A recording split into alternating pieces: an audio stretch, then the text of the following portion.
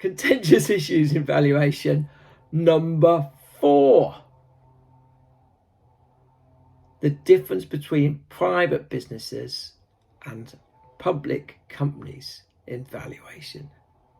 So I talked before about this CAPM and the assumption that investors are diversified and they can diversify away unsystematic risk. And I didn't talk about what unsystematic risk. So that's any risk that's not systematic, it's specific to a company or an industry. And like I say, CAPM assumes you can diversify away that risk because you've got a portfolio that could offset those risks. The problem with private companies, some private companies, not all, is they're very small and they only have one or a few owners. And those owners always operate the business. So all their equity, or a large percentage of their equity, is invested in that business, which means they're unable to diversify away their unsystematic risk.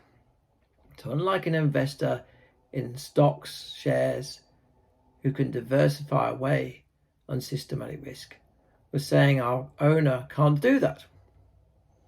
So our CAPM model breaks down, no longer applies. The second difference between a private company, major difference between a private company and a listed company, is when I sell my interest in a listed company, I can sell it touch of a button. Whereas an interest in a private company rather, or a controlling interest, is going to take me some time to sell. I've got to find a buyer. I've got to go to market. And it's going to take 6 months to sell it. And so there's a liquidity cost involved in that.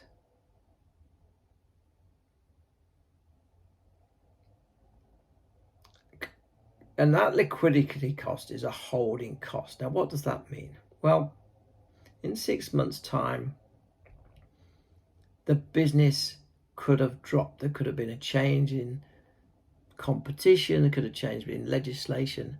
Suddenly, it's not worth the same amount as it was when you were valuing it today.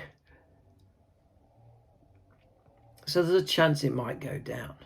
So we need to reflect that lack of liquidity in a private business. And that again is contentious. How do you value that liquidity?